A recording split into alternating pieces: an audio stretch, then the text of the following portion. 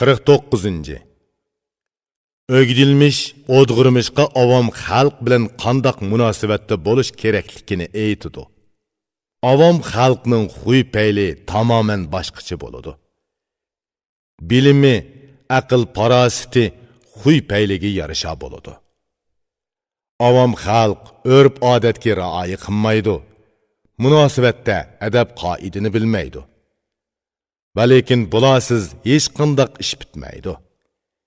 Tiling bilan yaxshi so'z qilgin, lekin ular bilan do'st bo'lma. Avomning qilganlarining hammasi qop-qora bo'ladi. Sen o'zingni qora qilma, o'zingni aya. Avom xalq bosh-boshtoq, harakati urikkak bo'ladi. Qilgan hamma ishimi urikkaklarcha bo'ladi. Yeyishni biladi, qo'sqi to'ysili bo'ladi.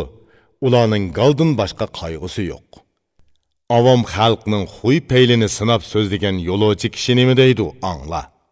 Avomning hamma qayg'usi qo'saq uchundir. Xalqning hamma ovorchiligi gal uchundir. Gal uchun nurg'un xalq o'lgan. Ular qori yer tegida o'smanlik o'ti ichida ko'yib yotmoqda.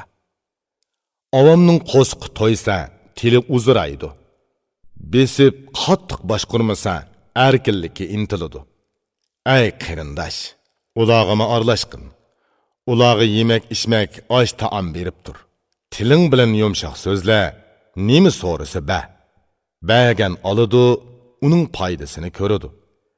Ko'p so'zlama, savrchan bo'l, tilingga hezi bo'l. Ko'p so'zlangan so'zning inovati oz bo'ladi. Tilini ching tutgan, o'zini besib olgan bilimli kishi nima deydi, angla. Hamma so'zni so'z deb tilingdan chiqarma.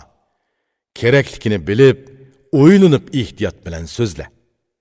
Aql farosatliklarni ko'rdimki, ular oz so'zladi. Shundaqdimi ko'p so'zladim deb yillar bo'yi pushaymon qildi.